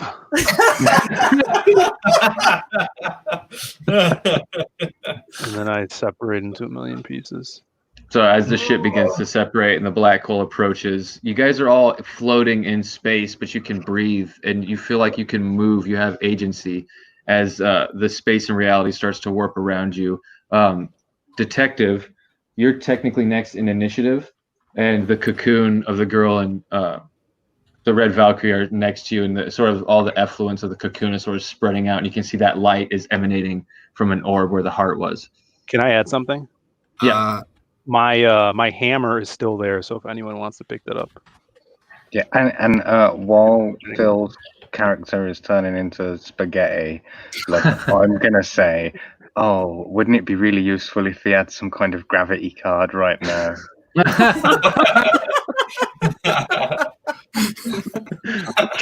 Oh man. Hail everybody. All right. Bye everybody, I'm dead. Yeah. Later, Phil. Thanks again. Okay, I'm trying to get a handle on things. Can you describe the scene to me again? I'm looking around and I see. So you're in the med bay and everyone's sort of talking, and Silver Streak busts through the window. And as that happens, the ship sort of separates from itself. All the individual pieces, the screws, the panels all separate. You guys begin to float in space and everything sort of begins to move away from itself. But you're still in the area of Red Valkyrie and the cocoon, the girl. What was the girl? And it's sort of separating, and you can see where her heart was. There's sort of this metal orb with a light in the middle of it shining. I grabbed the orb. Okay. Go ahead. Give me a intelligence saving throw. Intelligence saving throw. Okay. 17. You can hear the little girl whispering to you in your head, and she's saying, "This isn't how it was." Yes, the little girl Iris. It's the same voice. She's like, "This isn't how it was supposed to be. Change it."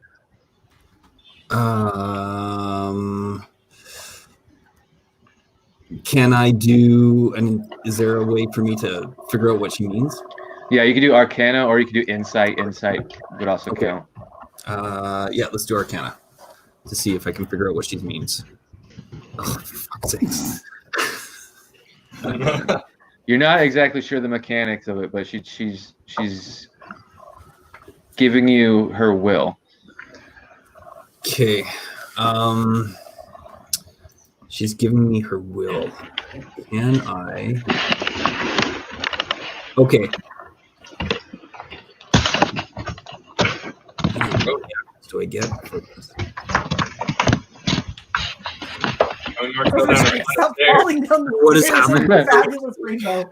He's being taken to the gulag. No. They've come for him. Did he turn to a fucking slinky? Can I ask my? Can I explain what's happening to? Let's see. Can I explain what's happening to Silver Streak and see if he has some insight on this? Yes, you can. No, if you want really to. don't. I don't want to ask him. Dummy. He's a dummy, but he rolls like a magician. Nice. I don't have any saving throws on this, do I? For trying to Figure out Tell what some- she's. Yeah. you could do another intelligence saving throw. Okay. Here we go. Boom. Thank you. Nice. Okay. Putting it I together swear in all the chaos, you can see Ozalder behind you. He's sort of the piece of metal he was on that got separated from the ship. He sort of like kicks off it and puts his hands towards you and like sort of one little last go. But you realize that with her ability to reshape with her thought, with you being holding this device, you can now reshape with your thought in this universe. Whoa. All right. You don't know how much power's in there, but you have this moment. I have this moment. Okay, I will close the black hole. Okay. And I'm a little bit worried about everybody disintegrating around me. Is there a way for me to like reconnect them with their actual selves? So that So the way that the artificial spirit works, you could send their memories and stuff back. Physical things wouldn't go, but memories, dreams, stuff like that, that would all go back, experiences. But you could basically try to correct this universe, but that would sort of get rid of your presence here and everything that Steve has done since he's gotten here and from his original universes. You could sort of Nobody stem cares that about Steve. tide. No one cares about Steve. Steve has done it dirty. So Steve is horrible. No. However,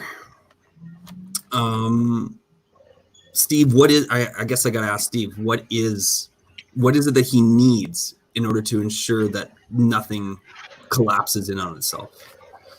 Fix the original anomaly. There was an artifact found on a planet that was buried. If you could just figure out how to get there and stop that. I have the knowledge of it, and as he says that, you can sort of feel his thoughts and see the place. Okay, so I close the black hole and I transport us to this location. Okay. Is that- Are we just going? Are we going to the other side of the universe now? I don't know. You're going to the whole other side of the universe, and so you guys all sort of Hell yeah. the ship sort of disintegrates, and you guys sort of disintegrate as well. But your physical forms reform on a red desert planet. What it would seem like it'd be something like Mars. It's just red, dusty clouds and stuff, and you can see this ship is landing on the planet, and a bay's coming down. There's sort of like a military detail walking out into the dust cloud towards this. What you see is sort of like some sort of ruins, some sort of alien ruins. It's like a building, but it almost looks like a face of something, like a Sphinx kind of, but alien. And you get the sense that this is the initial point where the anomaly, the tear started and the sculptor started feeding, or whatever its actual name is. That's what some people have called it. You could stop it by just changing this moment so it's never found, deleting the artifact within the temple, or crumbling the temple, or however you want to change the history here. You just have to change the flow of them finding that artifact. Oh man. Okay. And you can see Steve, who's with you, is also in that military detail. He's got sort of like a military on. He's got a tablet, like a computer tablet with him, and he's sort of walking in the middle of the detail. Is Steve the one who finds this artifact? Possibly. Did we go Steve, back in time also? Steve, are you the one that finds this artifact? You're with us, right? Yes, it's part of a ship that seeded the galaxy. I did mention it. There's a code I found, and it sort of unwrapped everything. I could disintegrate Steve. Yes. Possibly, yeah. You could do that. That would fix it. I feel like Steve has put us through enough shit that is what you should do. Can I give him the horns? Can I rip his head off? In my charity, I see that Steve is starting to look in the direction of the artifact, and charitably, I just give him a little nudge. I suggest that he ends up looking the other way, and Steve walks past the artifact, never to discover it. What was that, Silver Street? I've got a genius plan. What I would like to do is I would like to grab our Steve. Did you say his name was? Yeah. Already. Okay, so I'm going to grab our Steve. Yeah, I'm going to run straight to the military group with the other Steve, swap them over, and then run back with the bad guy Steve. And throw him on the floor. Like, so our Steve's now leading our enemies, and we've captured the other dude. Nice. But what do I do with him now? All right, that's what we're gonna do. Wow. Okay, so as that happens, and the new the I guess the old Steve is dropped in front of you, and your Steve is now in the military detail. You guys can kind of hear echoing across the desert. He's like, guys, I ate some bad chimichangas. I gotta go back to the ship. You guys can handle it from here. If you need me to open anything, I'll do it from the ship. And you just see him just like run back to the ship. Oh gosh. But yeah, you guys have the original Steve in front of you. Brilliant. So what do we do with this one now? Can I kill him? Can I try? Let's be honest. I'm probably going to like scratch him at the rate I go. I think Steve maybe want it this way? Depends on which Steve you ask. Your Steve would probably want it this way. This Steve probably wouldn't want it this way. No, I like that. I like the fact that we're having a conversation in front of a dude who has no idea what the fuck we're talking about. And he's like, why do you keep asking if Steve would want it this way? Steve doesn't want this. Yeah, he's basically just wide-eyed trying to take in the situation, and he doesn't have any weapons on him because he's a tech guy, and they don't allow him to have weapons. So I want to hit him with the glaive. We'll probably miss. Go ahead, Mark. Isn't he holding a tablet? Didn't you? He's say holding that a tablet in his like hand. Yeah. Thing that's going boop boop boop. Here's the other thing that you're fucking looking for.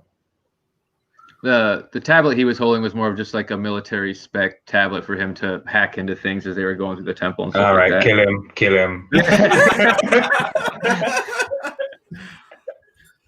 So wait, whose turn is it? Can I swipe at him? I think it's Kilgore's turn.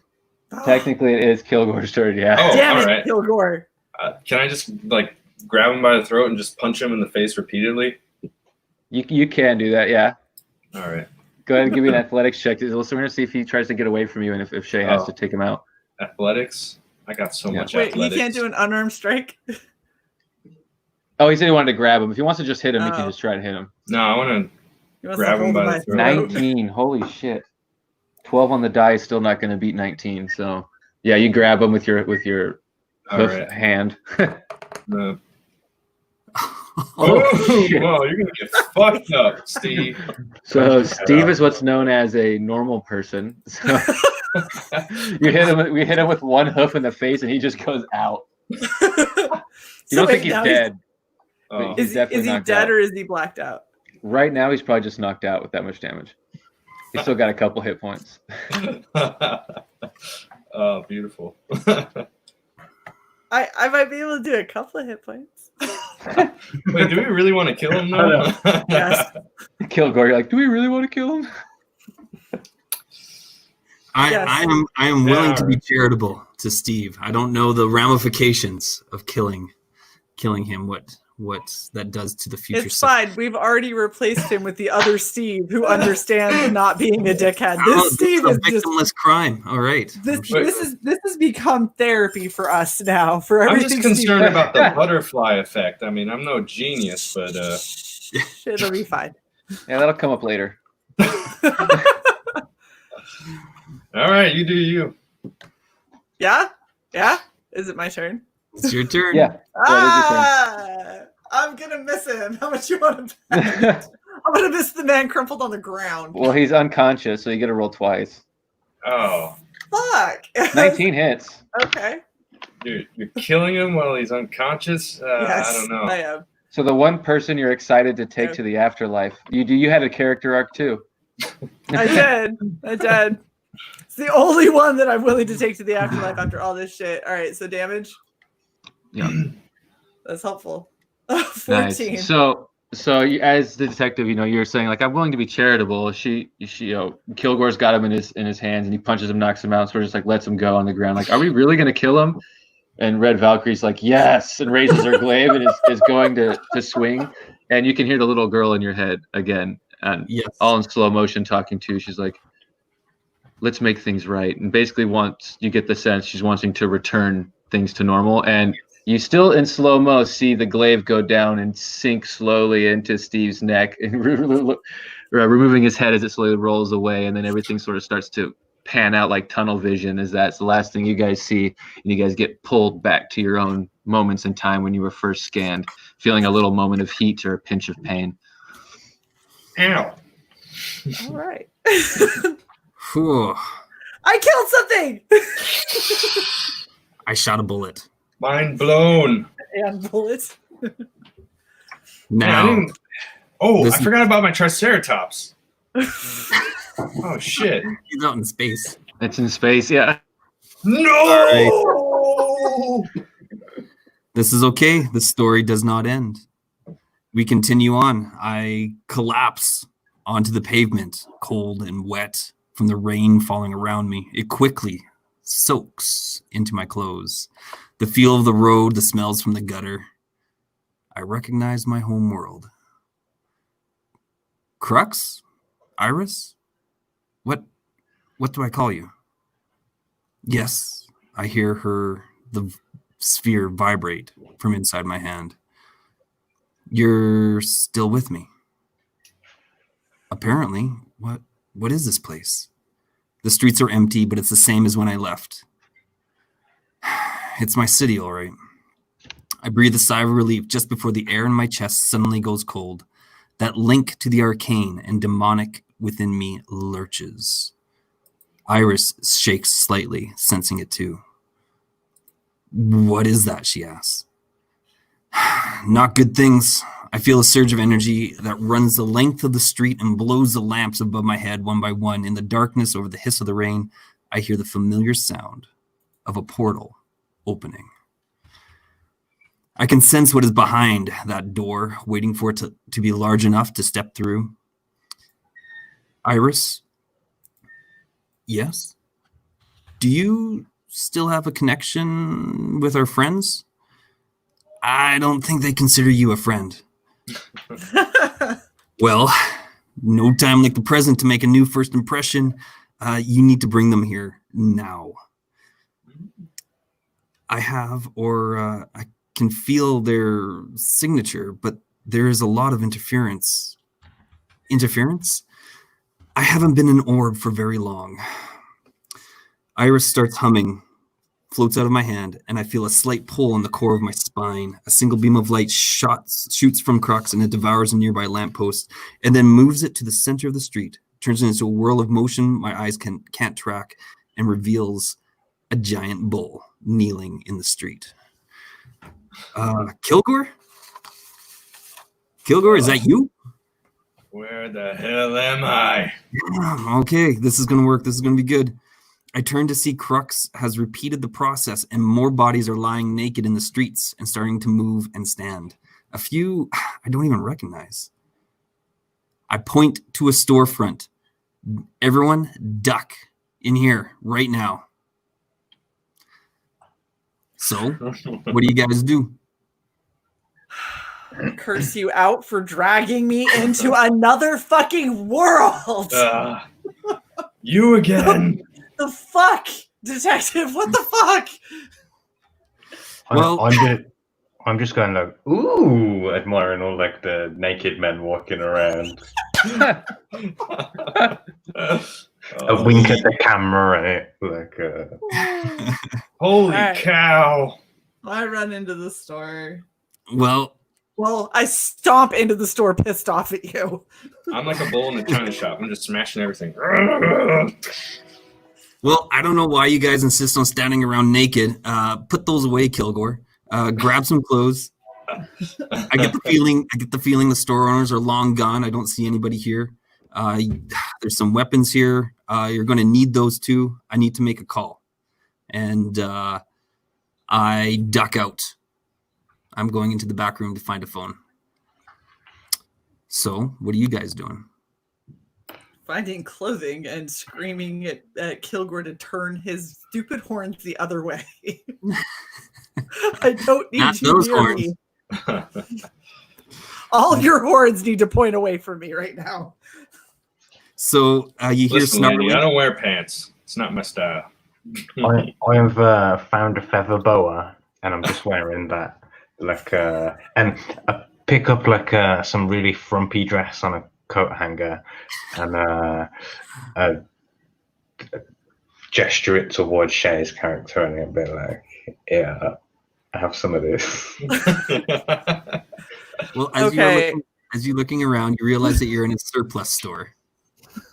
Oh, perfect. So I look at the rainbow twat in front of me and tell him to fuck off and stomp off and go find my own clothing. So as you're looking around, there is all types of military clothing. There is all types of camping gear. Everything that you would normally find in a surplus store. There is some antiques for swords. There are... Yeah. I don't need a sword. I got 2 swords on my head. I'll take some body armor, though, and a machine gun.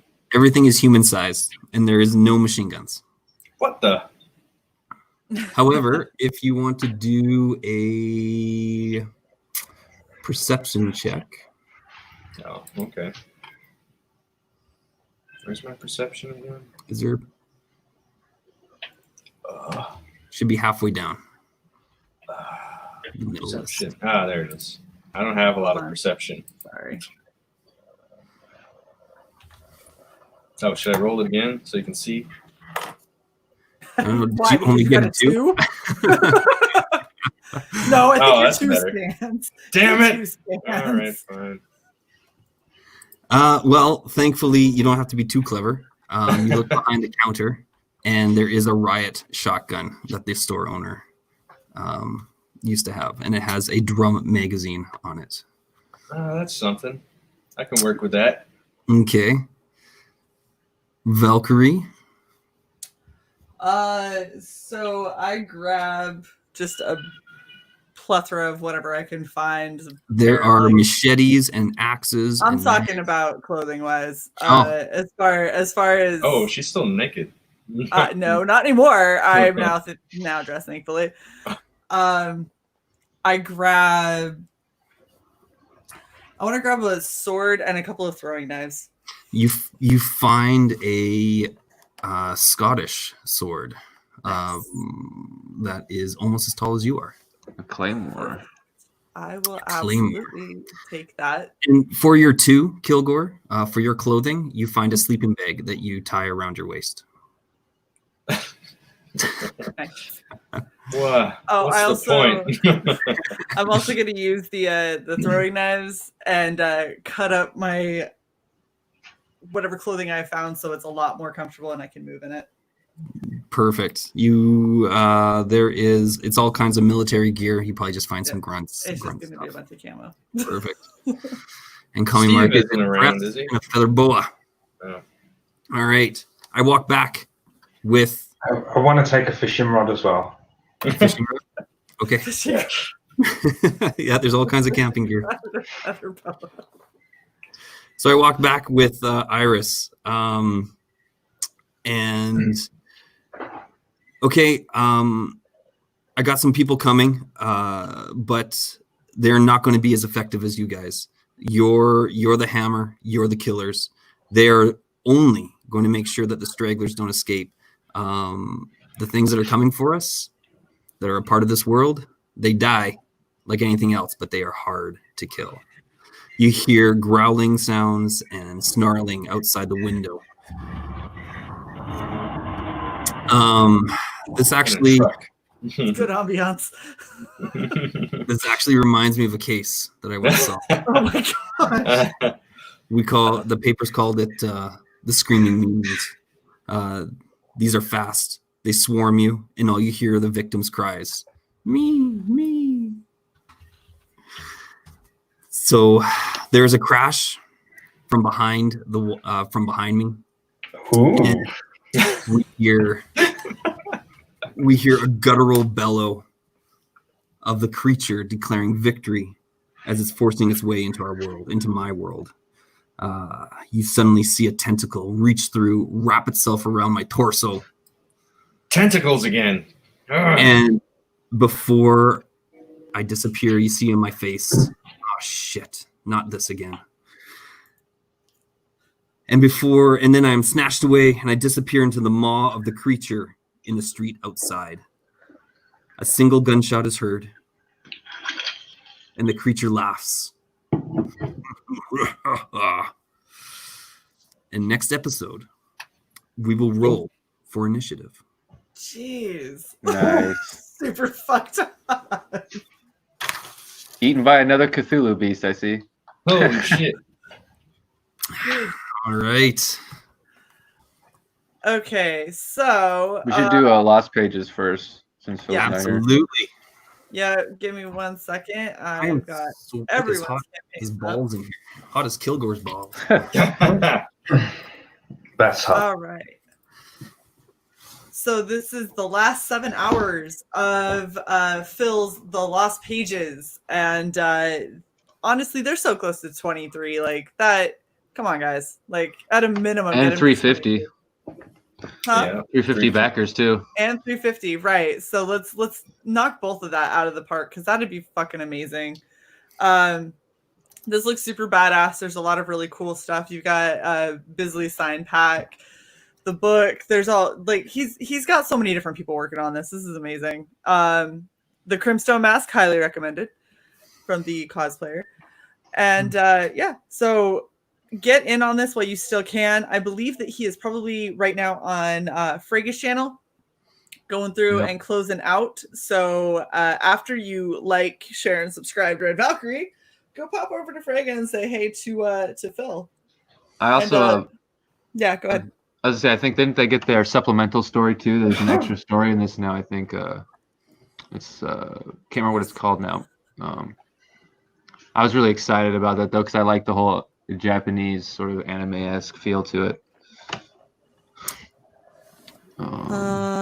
There's so Drift Legend, yeah. Yep, like Kyung Lee. Kyung which Lee. is super badass. Awesome. Mm-hmm. You do not want So- to miss out on that. No, you're getting so much stuff with them. Like, Yeah. look at everything. That's insane. Oh yeah. There's so much that's going on that's right about this campaign. I mean, the character design is there. You can tell that the storytelling. He said he's been living with these characters for years and years now. And I mean, this is like the culmination. Nobody really starts with their best project, because you want to cut your teeth and figure out what you're doing with everything. But this is his baby. This is like the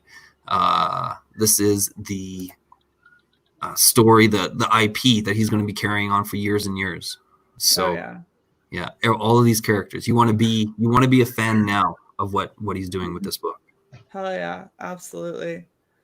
So highly recommended. Go and back the Lost Pages. Let's get him over to 350 and let's get him to at least 23. I want 25 because there's another. Yeah. I don't know if you guys saw, there's another fucking story. Okay, like yeah, there's another 4-page short. So and it'll be by Illustrator Monk, which would be amazing. So let's get him to 25. That'd be badass. But at a minimum, 350 and 23 needs to happen before the next 7 hours is over. Yeah. Oh man, that'd be awesome. Give me 1 sec. I'll be right back. 1 sec. Yeah, no problem. So next, you wanna go, Kilgore? Oh yeah. Hold up, I got yours up too. I got everybody, so Oh cool. just save some time. Sweet. Yes, Slaughter Squad. It's about a team of escaped livestock with nothing to lose. They're trying to take over the state of Texas. And we got Kilgore. He's the leader of the team. And his girlfriend, Daisy the cow. We got Thunder Sparkle, the horse. Rosemary, the chicken. And his best buddy, Willard the pig.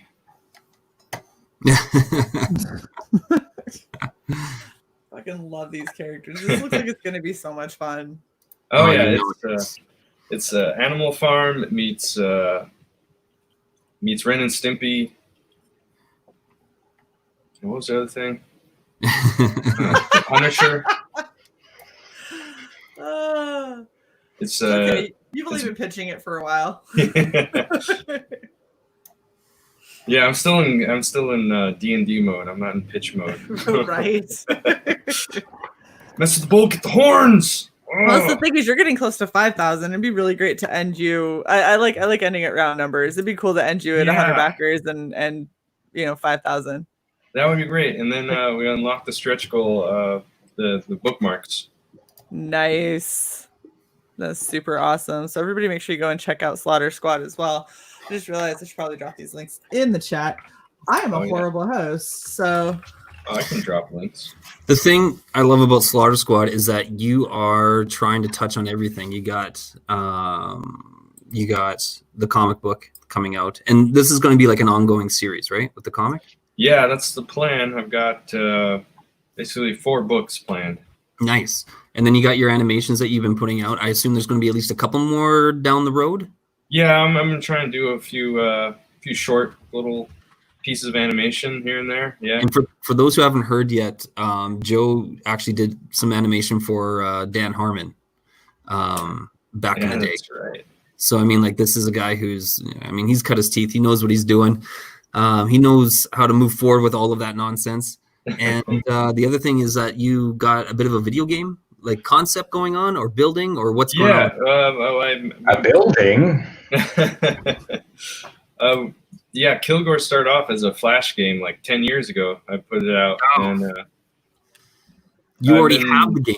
We made a Flash game a while ago, and it's not the greatest gameplay, but the animation part, I handled the animation. That looks great, but yeah, we were thinking about doing like a proper sequel, like putting it out on like PC. But yeah, the programmer that I was working with, that kind of fell through. But I've been thinking about it for quite some time. Nice. And if things work out, maybe I can commission I don't know, some studio to put out a game. Hell yeah. Cool. Yeah. See. Does that Flash game still exist? Yeah. You just look up Kilgore game. It'll pop up. It's been pirated like by a million different like sites, so it's like on everything. It's on cool. Newgrounds and Congregate and Armor Games. I'm gonna play it on Russian Troll Factory. Oh, yeah. If I can ever do anything to help out, let me know. Go for it. So next, even though she couldn't stick around and she spent all last episode sleeping, we would be remiss if we did not speak about the Grim Reaper 2, which is just beautiful. It's still in demand. Carla is a phenomenal artist, and John is a really great writer. Like that cover I love to death, the way that she got the perspective on the horse and everything. Horses are hard to draw, man. Yeah, well, yeah, and as I heard her speak specifically about this, she goes, you realize that there's no reference material for a horse at this angle for you to be able to like capture. So she she pained over this for a really long time, and it really paid off. It looks amazing. Yeah, definitely. And there's a lot of great tiers you can back at. I'd recommend getting a t-shirt. Just saying, t-shirt's pretty badass. So if you want to get the physical copy, cool. pinup, and a t-shirt, I would 1,000% go with the Purgatorio, because there's some pretty badass stuff for their spin-off and everything. Like, I don't know. I love her art. Her art is amazing. I love that this Grim Reaper 2 is versus Rasputin in it. Like, 'cause obviously it's on brand for me, and it's on brand for the Grim Reaper character, because Rasputin's unkillable in it. Like, so it sets up an interesting premise for the issue. Absolutely. Well, and so they've even got, this is one that I love. One person has bought it, the Pandora's box, where they actually don't tell you what you're going to get. They just assure you that they are going to pack it insanely full of amazingness. And one person was brave enough to get it, and I'm really, really curious to see what they end up packing in that Pandora's box. Yeah. Disease, hatred, war. You know, the classics. You get the classics in there. All right, that just leaves. Oh no, it doesn't. We have, before I get to the guest is going to go last, because you get the ending wow factor. Get the and credit. Right. Smilingbandito, where did it go? If you want to share my screen. I know, but I had it. Oh. So I was just going to have it. But I have more than just that. Why do you do this? You stink. I gotta give the nope, pin. Wrong one. This one. There we go. Black as hell. Yeah, we are announcing the email list for Black as Hell, which is going to be a 48-page comic, the first in a series of 3, featuring the detective, of course.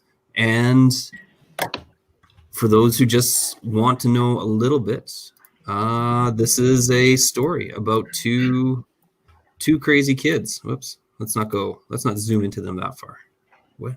Farther. Zoom in farther. Do all the zoom. This is just a story about 2 crazy kids, and they just live in their ideal life. But as we know, not all lives are ideal.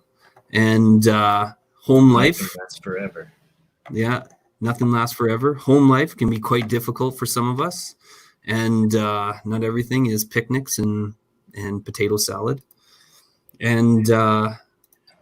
a very odd way to say that. as kids are wont to do, they will run away, and they'll find that they're not alone. They're not the only ones that have decided to leave such treacherous and difficult things behind.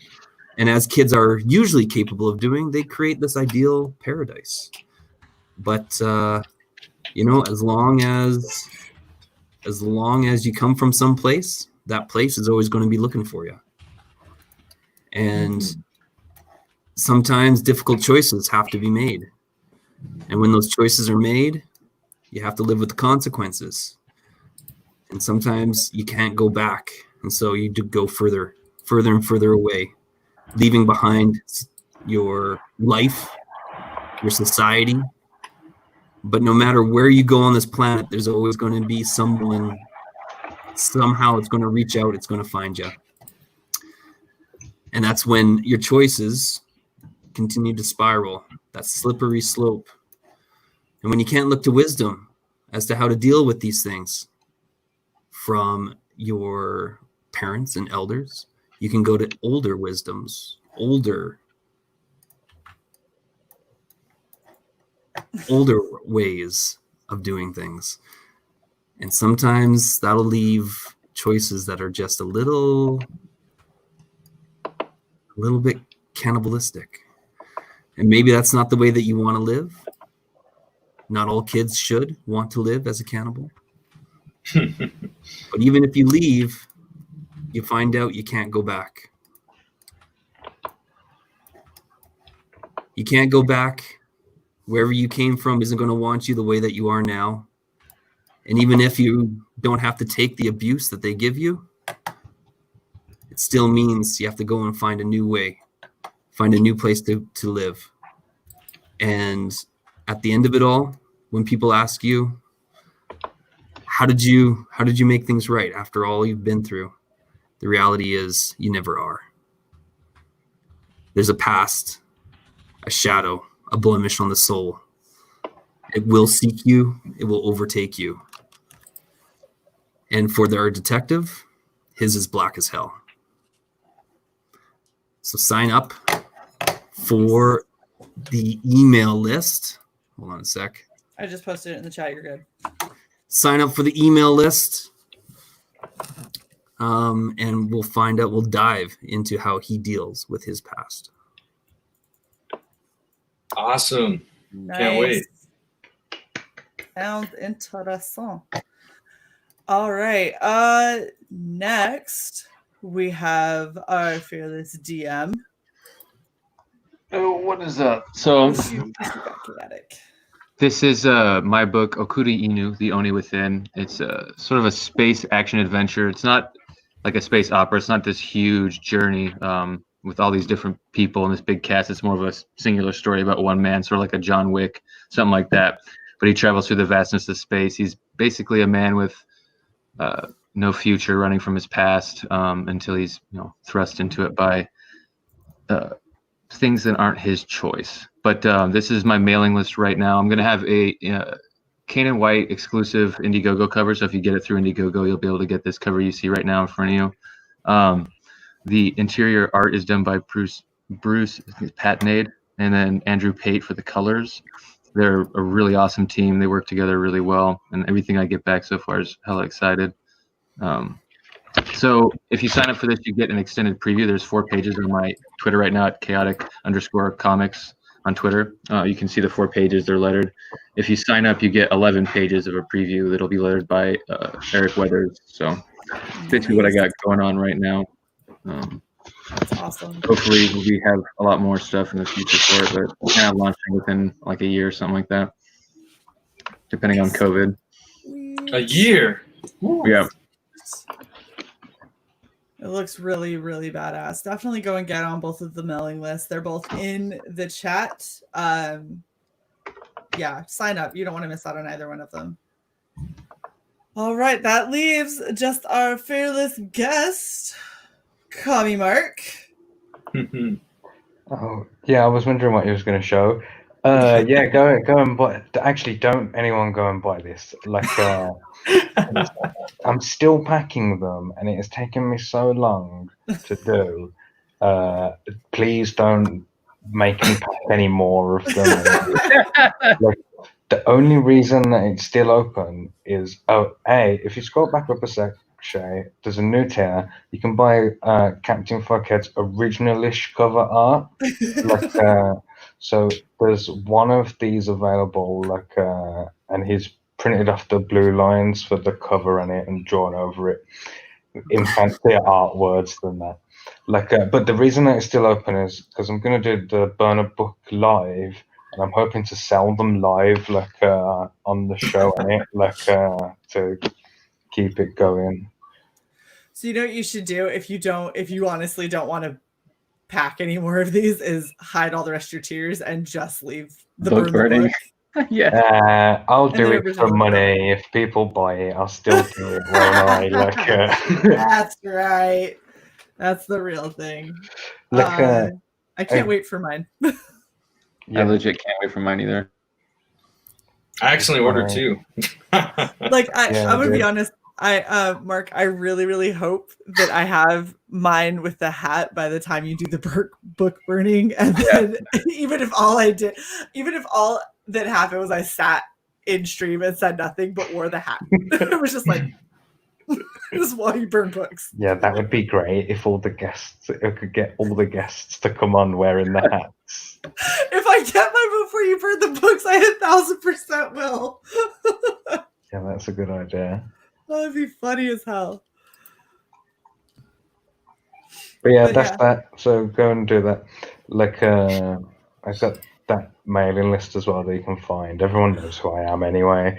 But if you please go and check if you subscribe to me on YouTube, like, because people probably think that they have, but they haven't.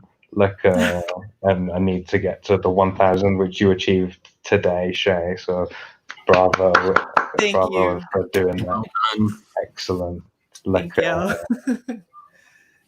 but yeah, good work.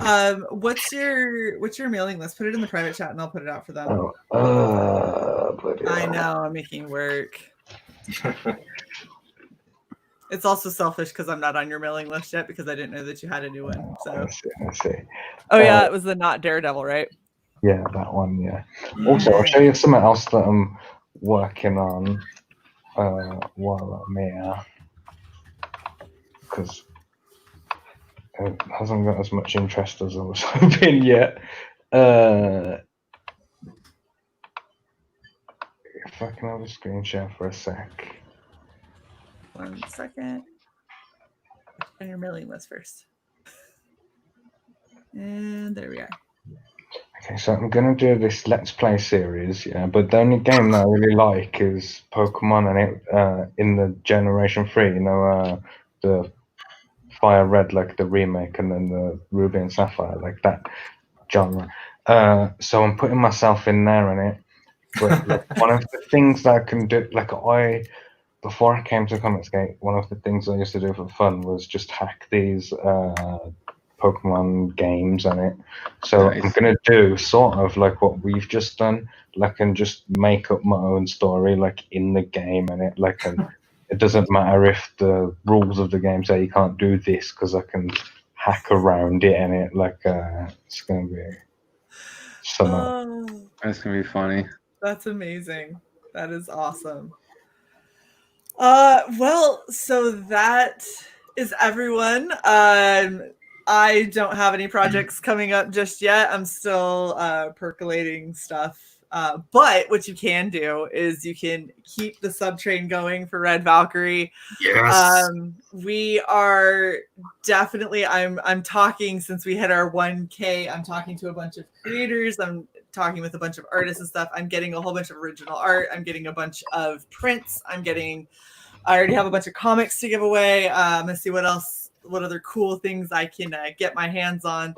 And then as long as everything's good with Sai, and Sai gets back in October, that'll be Sai's coming back stream, my birthday stream, and our 1,000 big blowout celebration. We are going to give away so much shit.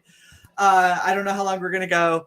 I don't know how drunk we're going to get, but it's going to be awesome. And we're going to have a lot of surprises for everybody. So please make sure that you sign up, hit the bell for notification, because that's probably going to be the best way for you to know when we actually do that big bonanza. That's going to be awesome.